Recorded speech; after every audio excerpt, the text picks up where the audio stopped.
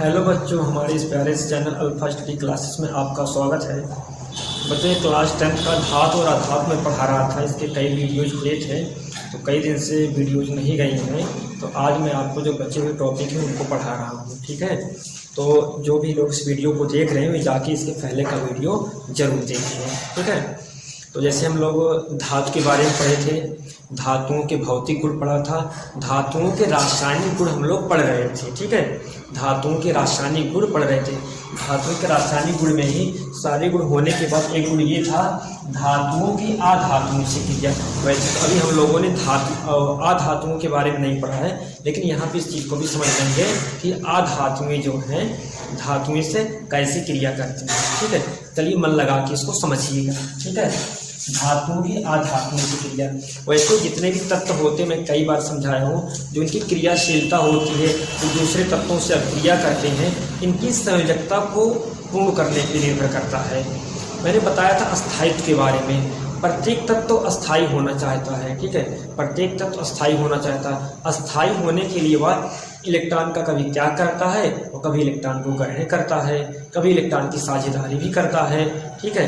तो यहाँ पे जो धातुएं होती हैं, इनकी प्रवृत्ति होती है इलेक्ट्रॉन को त्याग करना, ठीक है। क्योंकि इनके अंतिम कोष में जब 8 इलेक्ट्रॉन होंगे तो इनको अस्थायी माना जाता है, या 2 इलेक्ट्रॉन होंगे तब इनको अस्थायी माना जाता है। ऐसे अधातु में है इलेक्ट्रॉन को ग्रहण करने की, इलेक्ट्रॉन को लेने की प्रवृत्ति होती है, ठीक है। तो इसी तरह से धातु इलेक्ट्रॉन का त्याग करेंगी, अधातु उसी इलेक्ट्रॉन को ग्रहण करेंगी और दोनों में बॉन्ड बन जाएगा, दोनों आपस में क्रिया कर लेती हैं। चलिए समझते हैं। तो तत्वों की क्रियाशीलता संयोजकता कोष पूर्ण करने की प्रवृत्ति से समझी जा सकती है। प्रवृत्ति का मतलब आदत से होता है, ठीक है। तो तत्वों की क्रियाशीलता संयोजकता कोष पूर्ण करने की प्रवृत्ति से समझी जा सकती है, ठीक है। तो इस चीज को समझ में आया होगा। संयोजकता कोष की प्रवृत्ति का मतलब है कि अस्थायित्व की प्राप्ति के लिए, ठीक है, कि 8 इलेक्ट्रॉन या 2 इलेक्ट्रॉन होना चाहिए, ठीक है। ये क्या करेंगे, उसी हिसाब से इलेक्ट्रॉन को त्याग करेंगे, इलेक्ट्रॉन को ग्रहण करेंगे, ठीक है। वही उनकी क्रियाशीलता भी कहलाती है ना। जैसे इलेक्ट्रॉन का त्याग करेंगे, ग्रहण करेंगे, उसी हिसाब से उनकी क्रियाशीलता होती है। तो जितना तेजी से इलेक्ट्रॉन का त्याग करेगा उतना ज़्यादा क्रियाशील होगा, जो जितना मुश्किल से इलेक्ट्रॉन का त्याग करेगा वह उतना कम क्रियाशील होगा, ठीक है। तो धातुएं देखिएगा, धातुएं इलेक्ट्रॉन का त्याग करके धनायन बनाती हैं, अधातुएं इलेक्ट्रॉन को ग्रहण करके ऋणायन बनाती हैं। इस चीज को समझे कि धातुएं जो है इलेक्ट्रॉन को त्याग करके धनायन बनाती है। जैसे सोडियम, यहाँ पे एग्जाम्पल के लिए एक धातु है, ये इलेक्ट्रॉन को त्याग कर दिया यानी प्लस बनाया, ठीक है। और यहाँ पे एक अधातु है क्लोरीन, इसने उस इलेक्ट्रॉन को ग्रहण करके Cl- बना लिया। इसी तरह से ये दोनों क्या करेंगे, आपस में जुड़ जाएंगे। अब यहाँ पे ठीक है क्या बना लेंगे, दोनों मिलकर के, दोनों ने मिलकर बना लिया NaCl, ठीक है। सोडियम ने इलेक्ट्रॉन को त्यागा और इसने उस इलेक्ट्रॉन को ले लिया, तो बना लिया NaCl। और जो बनाया इसे बोला जाएगा आयनिक यौगिक। तो इसी तरह धनायन व ऋणायन मिल करके आयनिक यौगिक बनाते हैं। तो आयनिक यौगिक भी यहाँ पे आपको समझ में आया होगा, यानी धनायन व ऋणायन मिल करके आयनिक यौगिक बनाते हैं, ठीक है। तो और भी एग्जाम्पल इसके हम लोग कुछ देख लेते हैं, ठीक है। और भी इसके कुछ एग्जाम्पल देख लेते हैं। चलिए, जैसे हमारे पास एक धातु है मैग्नीशियम, ठीक है। यहाँ पहले लिख देते हैं MgCl2 का बंधन, MgCl2 का बंधन, कि MgCl2 कैसे बनता है, ठीक है। अब मैग्नीशियम, ठीक है, मैग्नीशियम जो है ये 2 इलेक्ट्रॉन का त्याग करता है तो Mg++ बनाता है, ठीक है। और क्लोरीन हमेशा 1 इलेक्ट्रॉन को ग्रहण करता है तो ये Cl- बनाता है। अब जब ये दोनों मिलेंगे तो Mg++ होगा और Cl- होगा, ठीक है। अब इसके 2 प्लस हैं, इसका केवल 1 माइनस है, तो क्लोरीन का यहाँ पे 2 परमाणु यूज होगा, ठीक है। क्योंकि इसकी संयोजकता को बैलेंस भी करना है, जितने प्लस रहेंगे उतने माइनस रहेंगे, तो तभी ये बन जाते हैं MgCl2, ठीक है। तो ये सब क्या कहलाते हैं, आयनिक यौगिक बनाते हैं। इसी तरह से धातुएं अधातुएं से क्रिया करती हैं, ठीक है। तो यहाँ पे थोड़ा सा आयनिक यौगिक के बारे में इसको डिफाइन कर देते हैं। आयनिक यौगिक।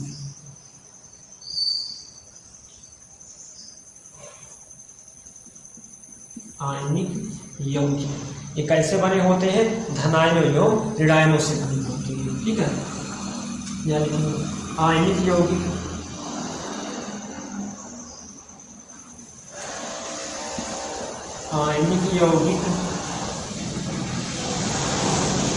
धनायनों तथा ऋणायनों से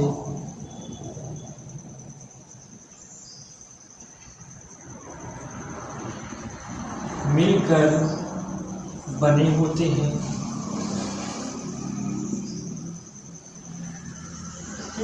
आयनिक यौगिक धनायनों और ऋणायनों से मिलकर बने होते हैं क्योंकि धनायन व ऋणायन एक दूसरे को अपनी तरफ आकर्षित करते हैं। प्लस और माइनस में अट्रैक्शन होता है। ठीक है, क्योंकि धनायन व ऋणायन एक दूसरे को अपनी ओर आकर्षित करते हैं। ठीक, अब एग्जाम्पल, बहुत सारे एग्जाम्पल हैं हमारे पास। ठीक है, जैसे CuSO4 हो गया, ये भी आयनिक यौगिक है। ये किससे मिलकर बना होता है? ठीक है, ऐसे समझिएगा। इसमें दो Cu प्लस पाया जाएगा, SO4 माइनस माइनस पाया जाएगा। ठीक है, अभी जैसे आपने अभी देखा MgCl2 देखा, Mg प्लस प्लस ये Cu प्लस प्लस होता है, Mg plus plus Cl minus होता है। ठीक है, बहुत सारे हैं ऐसे आयनिक यौगिक। ठीक है, अब इसको नोट कीजिएगा अच्छे से। ठीक है, इसके बाद हम आयनिक यौगिकों के लक्षण को समझेंगे। ठीक है, तो चलिए देखते हैं आयनिक यौगिकों के लक्षण। ठीक है, चलिए सबसे पहला लक्षण देखेंगे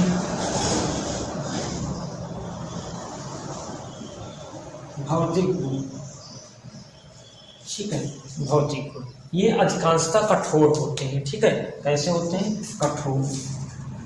ये अधिकांशतः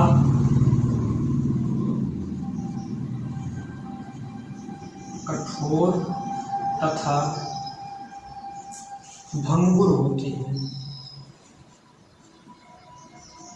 भंगुर होते हैं। ठीक है, देखो भंगुर का मतलब है उन पे चोट करे तो टुकड़े टुकड़े हो जाए, इस गुण को भंगुर बोलते हैं। भंगुर का मतलब उस पर चोट करो तो टुकड़ा टुकड़ा हो जाए।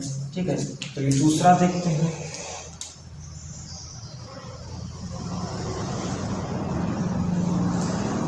गलनांक व क्वथनांक। ठीक है, तो इनके गलनांक व क्वथनांक उच्च होते हैं। इनके गलनांक व क्वथनांक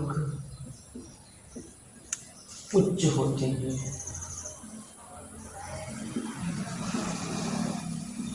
इनके गलनांक व क्वथनांक उच्च होते हैं। तीसरा नंबर देखते हैं विलेयता।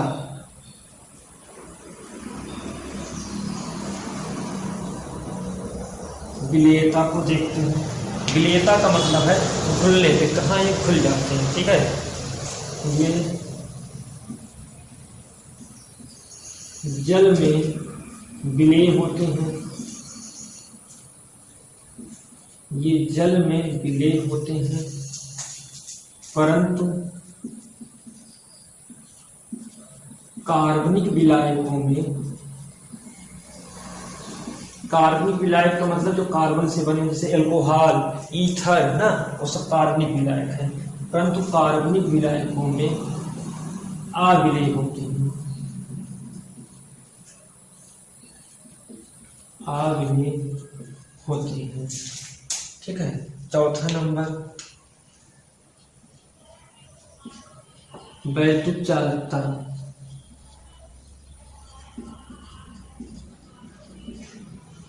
ठीक है, इनमें वैद्युत धारा का भी प्रवाह होता है। इनमें वैद्युत धारा का भी प्रवाह होता है। चलिए देखते हैं किस तरह से। ठीक है, तो ठोस अवस्था में धारा का प्रवाह नहीं, वैसे नमक का टुकड़ा उसमें धारा का प्रवाह नहीं होगा। जल में घोल दो तो उसमें धारा का भी प्रवाह होने लगता है। तो विलयन या गलित अवस्था बोली जाएगी। ठीक है, विलयन या गलित अवस्था में धारा का प्रवाह करते हैं। देखेंगे विलयन तथा गलित अवस्था में, विलयन अथवा गलित अवस्था में धारा का प्रवाह करते हैं।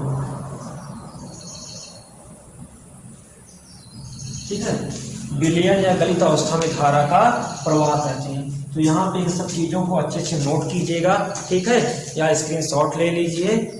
और अगले वीडियो में हम लोग समझेंगे सक्रियता श्रेणी को, ठीक है, या तो इसी वीडियो में आपको प्रोवाइड कर देंगे दोनों को, ठीक है। सक्रियता श्रेणी क्या होती है या विद्युत रासायनिक श्रेणी क्या होती है, एग्जाम में पूछा जाता है, ठीक है। चलिए इसको नोट कीजिएगा आप लोग। तो चलिएगा हम लोग अपना अगला टॉपिक समझते हैं, सक्रियता श्रेणी अथवा विद्युत रासायनिक श्रेणी की सक्रियता श्रेणी होती क्या है, ठीक है। पहले समझिएगा, देखिए जो हमारे तत्व हैं, धातुएं हैं, अधातुएं हैं, सबकी क्रियाशीलता एक समान नहीं है, सबकी क्षमता एक बराबर नहीं है, सारे तत्वों की क्रिया करने की क्षमता एक बराबर नहीं है, किसी की क्रियाशीलता ज़्यादा है, किसी की क्रियाशीलता कम है। तो तत्वों की क्रियाशीलता को घटते या बढ़ते क्रम में रखने पर जो श्रेणी प्राप्त होती है उसे सक्रियता श्रेणी कहते हैं, ठीक है, क्षमता के आधार पे, ठीक है। धातुओं की क्रियाशीलता को घटते या बढ़ते क्रम में व्यवस्थित करने पर जो श्रेणी मिलती है उसे सक्रियता श्रेणी कहते हैं, ठीक है। सक्रियता श्रेणी अथवा विद्युत रासायनिक श्रेणी, उसी को हम लोग विद्युत रासायनिक श्रेणी भी बोलते हैं, ठीक है। तो धातुओं की क्रियाशीलता को घटते या बढ़ते क्रम में व्यवस्थित करने पर जो श्रेणी मिलती है उसे सक्रियता श्रेणी कहते हैं, ठीक है। अब यहाँ पे जो श्रेणी आपको बनाई गई है, lithium, potassium, barium, strontium, calcium, sodium, magnesium, aluminium, manganese, ठीक है, जिंक, क्रोमियम।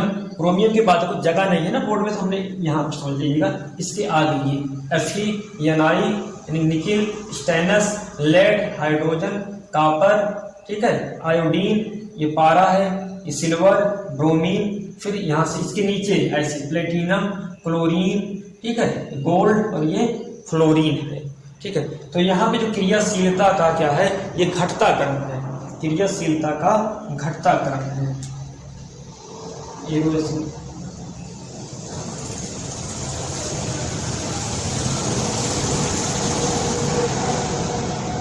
क्रियाशीलता का घटता क्रम।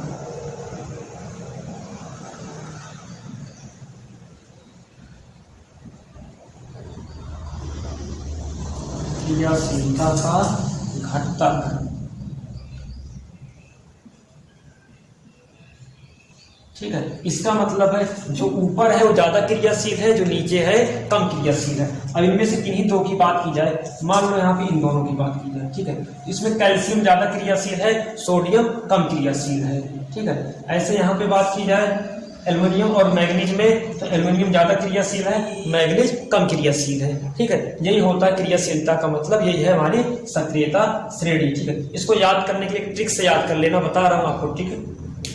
लिखकर बापू सर का नाम, लिखकर बापू सर का नाम, मुगानी आलम जनकर, फीनी संग पीवी हक्कू, आई एजी एजी पियार, पीटी कल आओ हक। यू है गोल्ड का, यू रहेगा। फिर से बताते हैं, लिखकर बापू सर का नाम, मुगानी आलम जनकर, फीनी संग पीवी हक्को, आई एजी एजी बियार, टीटी कल आओ अब, ठीक है। याद हो जाएगा, ठीक से याद कर लेना अच्छे से, ठीक। चलो अब इसके क्या लाभ हैं, ठीक है। जैसे अब यहाँ पे मैं लिख रहा हूँ एक अभिक्रिया के बारे में, हमने लिखा Zn प्लस H2SO4, ठीक है, बनाया यहाँ पे ZnSO4 प्लस हाइड्रोजन गैस, ठीक है। इस अभिक्रिया में आप देखिए जिंक ने क्या किया, हाइड्रोजन को अलग कर दिया, ठीक है, क्योंकि जिंक ज्यादा क्रियाशील है, जिंक ज्यादा क्रियाशील है, इसीलिए जिंक ने हाइड्रोजन को यहाँ से हटा दिया, ठीक है। अब देखिए जिंक कहाँ पे है, जो ऊपर है और हाइड्रोजन नीचे है, ठीक है। हाइड्रोजन नीचे, हाइड्रोजन कम क्रियाशील है, जिंक ज्यादा क्रियाशील है। चलो एक और क्रिया देखते हैं। ZnSO4 plus Cu। अब पूछा गया एग्जाम में अक्रिया है या नहीं है, अक्रिया होगी या नहीं होगी, अक्रिया होगी या नहीं होगी। आप देखिए जिंक ऊपर है, जिंक ऊपर है, जिंक ज्यादा क्रियाशील है, कॉपर देखिए कहाँ पे है, कॉपर नीचे है, कॉपर कम क्रियाशील है। तो यह अक्रिया क्या है, अक्रिया क्या है, ये संभव नहीं है। यहाँ पे क्या होगा, अक्रिया नहीं होगी, अक्रिया नहीं होगी, अक्रिया नहीं होगी। ठीक है, अक्रिया यहाँ पे पॉसिबल नहीं है, इस चीज को आप समझिए यहाँ पे। ठीक है, अब चलो एक और देखते हैं। ठीक है, और यहाँ पे कोई ले लेते हैं इसी में से किसी का यौगिक। ठीक है, आपको समझाने के लिए हमने लिखा FeSO4 प्लस Zn। तो बताइए ये अक्रिया होगी नहीं होगी, अक्रिया होगी नहीं होगी। देखिए जिंक ऊपर है Fe नीचे है, तो जिंक ज्यादा क्रियाशील है, ये ज्यादा क्रियाशील है, ये क्या करेगा, इसको ले लेगा। ठीक है, इसको ले लेगा यानी ZnSO4 बनाएगा और Fe यहाँ बाहर निकल जाएगा। ठीक है, यहाँ पे ये चीजें समझ में आएंगी, अक्रिया होगी या नहीं होगी, एग्जाम में क्वेश्चन पूछा जाता है। तो सारी चीजों को अच्छे से नोट कीजिएगा, उसके बाद हम लोग आधातु के बारे में पढ़ेंगे। ठीक है, नोट करिए, स्क्रीनशॉट ले लीजिए इसका। तो चलिएगा बच्चों, हम लोग अपना नया टॉपिक देखते हैं आधातु के बारे में। ये आधातु में क्या होती है। ठीक है, इसके पहले मैंने आपको समझाया है पिछले वीडियोज में कि जो हमारे तत्व हैं, जो शुद्ध पदार्थ होते हैं, तत्व। ठीक है, तत्वों की संख्या अभी तक ज्ञात लगभग 118 है। ठीक है, ये जो हमारे तत्व होते हैं उनमें जो है कुछ धातु हैं, ठीक है, कुछ आधातु हैं, कुछ उपधातु हैं। ठीक, तो हम लोग धातुओं के बारे में पढ़ चुके हैं। ठीक है, धातुओं में इलेक्ट्रॉन को त्याग करने की प्रवृत्ति होती है, धनायन बनाती है। ठीक है, उसके भौतिक गुण देखा, रासायनिक गुण देखा। ठीक है, इन सब चीजों को पढ़ लिया। अब बारी है आधातु के पढ़ने की, आधातुओं को पढ़ेंगे। ठीक है, इनके कौन से लक्षण होते हैं, चलिए देखिए। आधातु नॉन मेटल्स बोलते हैं अंग्रेजी में, ऐसे तत्व जो इलेक्ट्रॉन को ग्रहण करके ऋणायन बनाने की प्रवृत्ति रखते हैं, आधातु कहलाते हैं।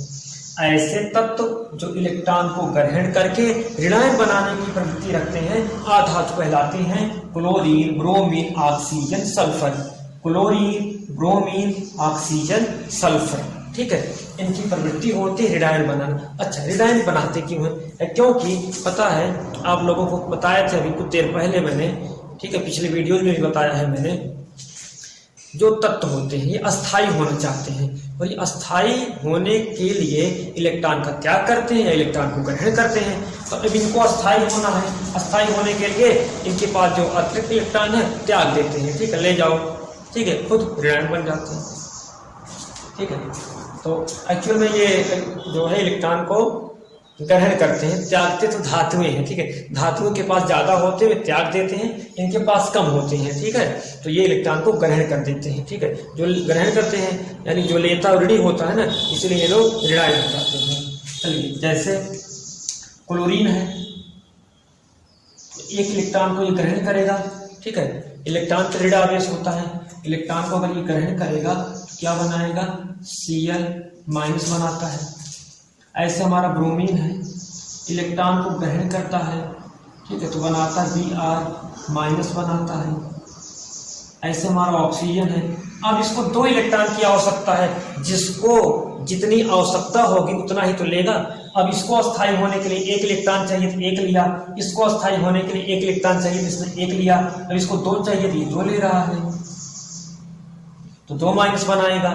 सल्फर, इसको 2 इलेक्ट्रॉन चाहिए अस्थायी होने के लिए तो 2 माइनस बनाएगा। बात समझ में आई? तो इसको लिख लीजिएगा अच्छे से। ठीक है, ऐसे तत्व जो इलेक्ट्रॉन को ग्रहण करके ऋणायन बनाने की प्रवृत्ति रखते हैं, आधातु कहलाते हैं।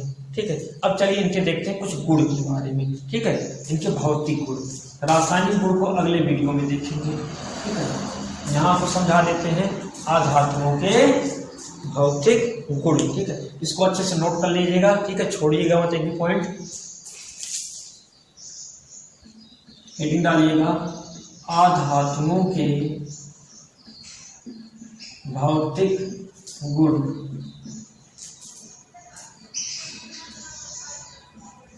ठीक है, आधातुओं के भौतिक गुण।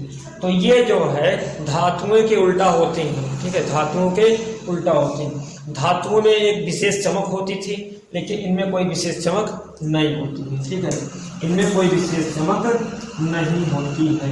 तो पहला पॉइंट इनका लिखेंगे। ठीक है,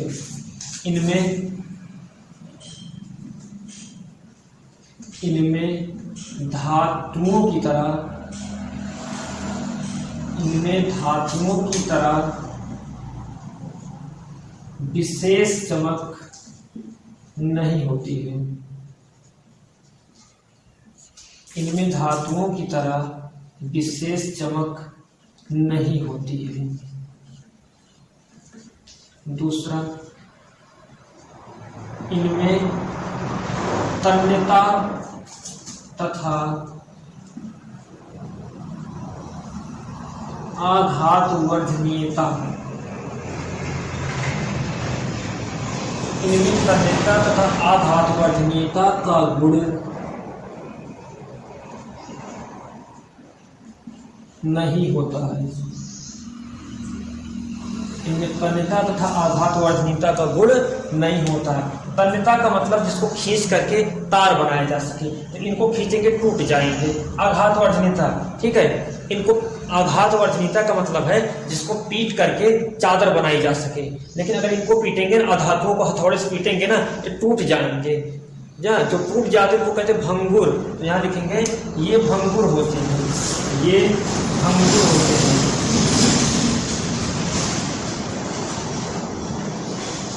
ये भंगुर होते हैं। ठीक है, भंगुर का मतलब उस पर चोट मारो तो टूट जाए। तीसरा, वैद्युत तथा उष्मा के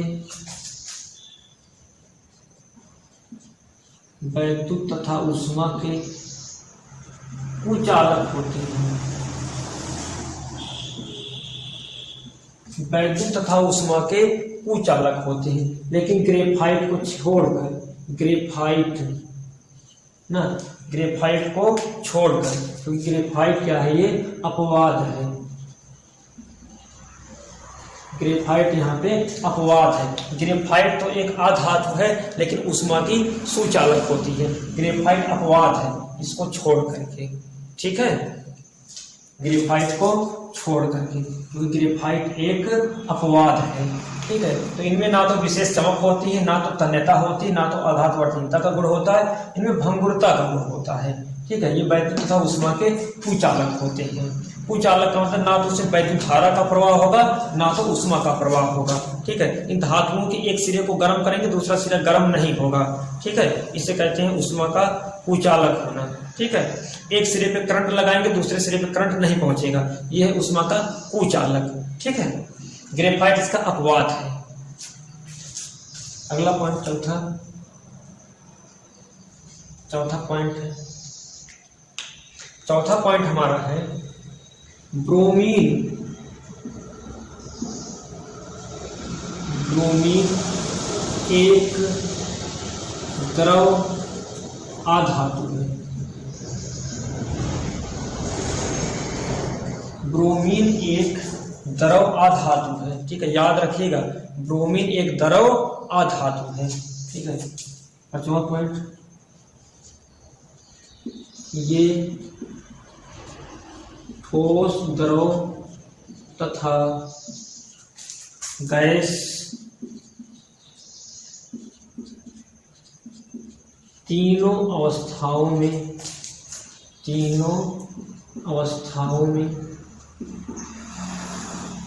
पाई जाती है।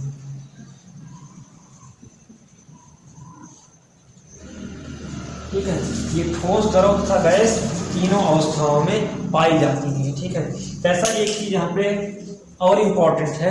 ठीक है, जैसे पारा। ठीक है, पारा या मरकरी जिसको बोलते हैं, मरकरी या पारा, जिसका संकेत Hg होता है। यह भी द्रव है, यह भी द्रव है, लेकिन ये क्या है, एक आधातु है, सॉरी द्रव धातु है।